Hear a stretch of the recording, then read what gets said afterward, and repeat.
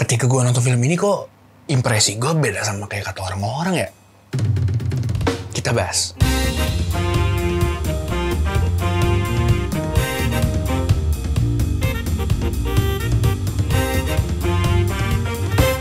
Halo semuanya, selamat datang di jurnal film gue yang lainnya. Selamat datang di channel Irrasional. Dan kali ini gue pengen ngomongin soal salah satu film sequel horor Indonesia yang sebenarnya udah gue tunggu-tungguin juga, yaitu Kodrat 2. Assalamualaikum, Ustadz Kodrat. Jadi film Kodrat ini ketika film pertama kali rilis, gue lihat sebagai sebuah film horor dengan konsep yang segar gitu ya, di tengah-tengah konsep horor Indonesia yang makin kesini kayak evolusi terbalik gitu ya, menjadi sebuah film kodian dengan cerita yang ya nggak jauh-jauh dari tentang hubungan nafsu dan duniawi manusia yang terjadi di tempat terlarang dan sebagainya. Sedangkan ya film Kodrat pertama itu menghadirkan horror action yang gue lihat ini pendekatannya tuh heroik dan superhero banget gitu. Dan ya akhirnya sequelnya keluar beberapa tahun kemudian ya, dari 2022 ke 2025, yang di 2025 ini filmnya tayang di fase lebaran. Ya yang tentu saja nggak bisa gue tonton di awal-awal karena ya spotlightnya diambil oleh kegiatan lebaran itu sendiri dan film Jumbo. Kodrat 2 menurut gue menjadi sebuah film sequel yang cukup kebingungan untuk merepresentasikan kelanjutan dari perjalanan sang ustadz kita. Film kedua ini jadi medium untuk sang sutradara Charles Ghazali untuk menyajikan plot utama yang mempertemukan kembali Ustadz Kodrat dengan istrinya Aziza yang terpisah setelah kejadian di film pertamanya, tragedi meninggalnya Alif yang dibunuh oleh Aswala. Dan di tengah perpisahannya, si Aziza sendiri memiliki konflik berupa keraguan atas keimanannya setelah dia terjebak oleh tipu daya dari si Aswala di film pertama yang justru bikin anaknya itu mati mengenaskan. Nah, tapi kayaknya dari plot utama itu, konflik utama itu, film ini kayaknya masih memerlukan semacam subplot untuk menggerakkan konflik itu tadi. Dan mungkin juga untuk mengisi durasi dari film ini.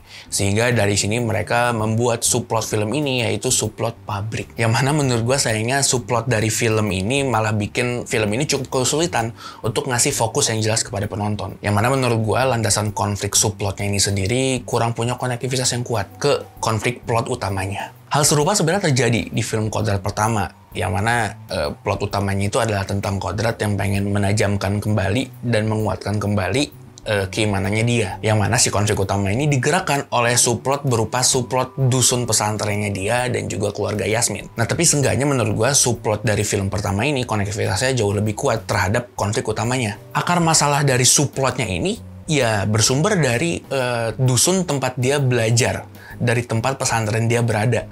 Yang mana ya tentu saja tempat dia belajar agama ini adalah salah satu landasan dan akar dari kemampuannya dia. Dan nggak jauh-jauh di situ, bahkan hal sesederhana keluarga Yasmin pun punya konektivitas yang menurut gue walaupun agak malas dan sederhana, tapi ya bisa menjadi koneksi yang valid gitu untuk menjadi pengembangan terhadap konflik utamanya si Kodrat. Ya sesimpel anaknya yang sama-sama bernama Alif. Setelah dia memiliki trust issue terhadap kepercayaannya, kemudian dia berusaha percaya kembali gitu. Tapi ketika dia berusaha percaya kembali, dia dihadapkan oleh sosok anak yang juga namanya Alif, yang seolah-olah menjadi tantangan terhadap upaya si Kodrat untuk berusaha menajamkan kembali imannya. Yang mana ya Alif ini adalah nama yang membuat dia sempat meragukan keimanannya itu. Dan gue lihat ya selama Ustadz Kodrat menyelesaikan masalah Yasmin dan juga dusun pesantrennya, ya gue juga ngelihat itu tuh juga menjadi senjata untuk memberikan pengembangan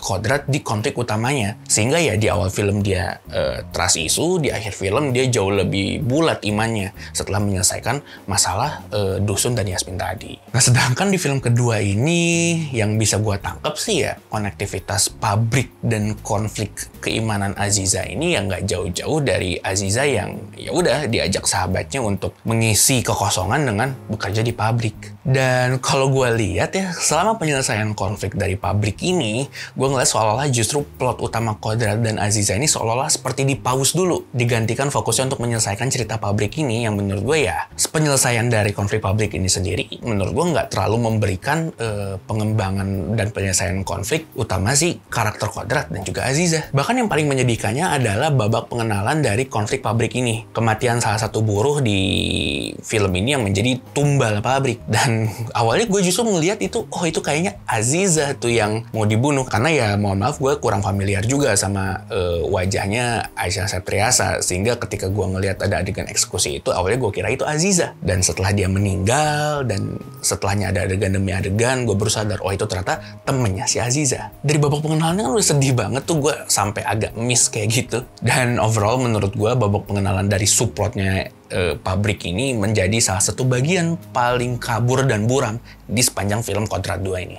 Tapi ya kalau mau disingkat, sebenarnya hal ini bisa kita lihat lah dari penggunaan antagonis di film ini. Jadi di film ini akhirnya ada dua antagonis ya.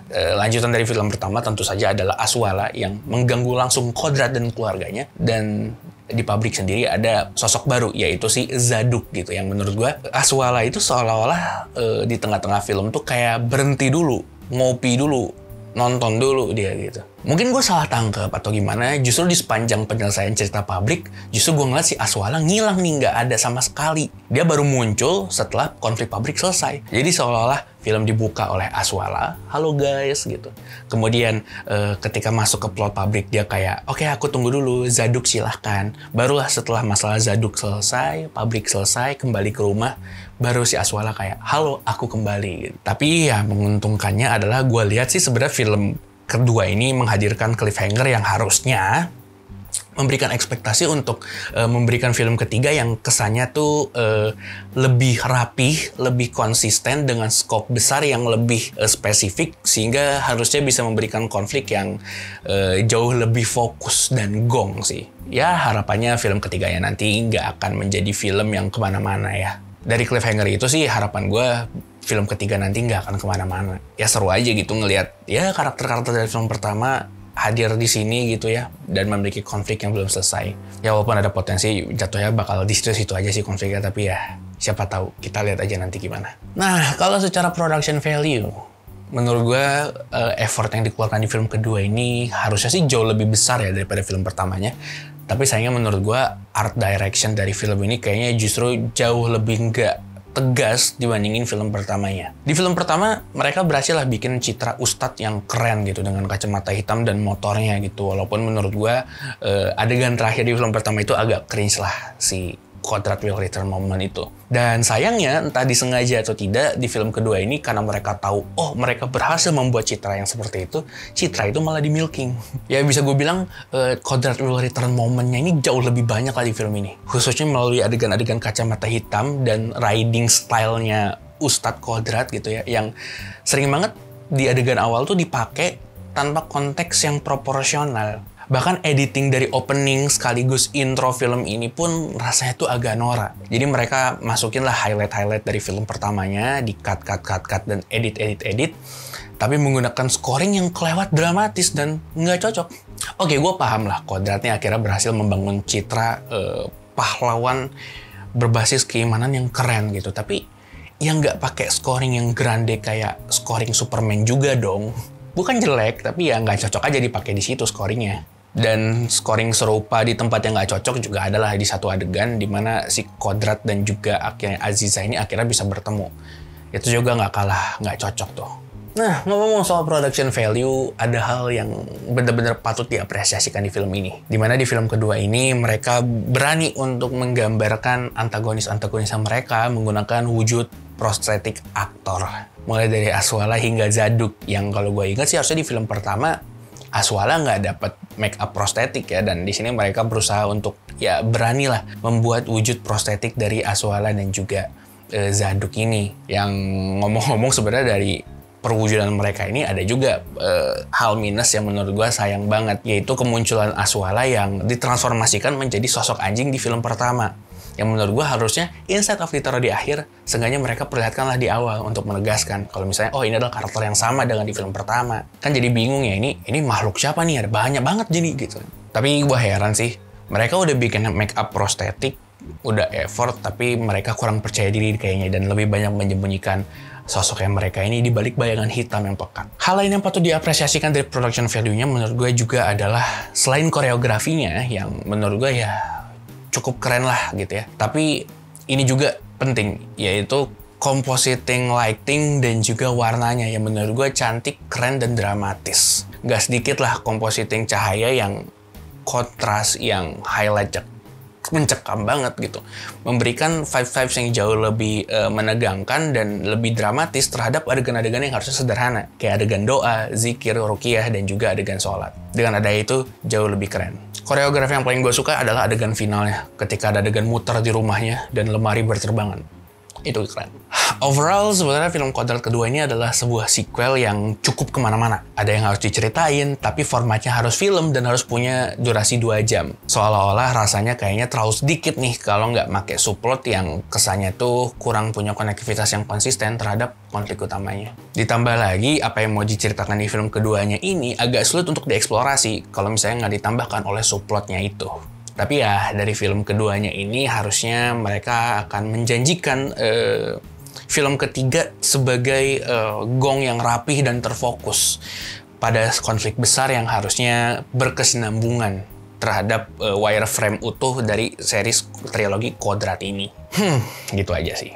Oh ya, kalau soal acting sebenarnya udah nggak perlu dibahas lagi. Karena menurut gue hampir semua, bahkan semua performa acting di film ini cukup bagus lah. Enggak, deng. Karakter dukun dan juga satpam jahat di film ini aktingnya jelek sih menurut gue. Tapi yang patut diapresiasikan sangat ya tentu saja adalah Acha Septriasa yang di sini keren banget. Banyak banget dualisme dan juga diferensiasi karakter yang benar-benar kontras dan bisa dideliver dengan sangat keren menurut gue. Yaudah, sampai jumpa di film berikutnya. Mungkin film Minecraft movie ya. This is a crafting table. Dan yaudah, sampai jumpa di film berikutnya. Dan seperti biasa di channel gue, Sebakar Racun. Jangan lupa sholat.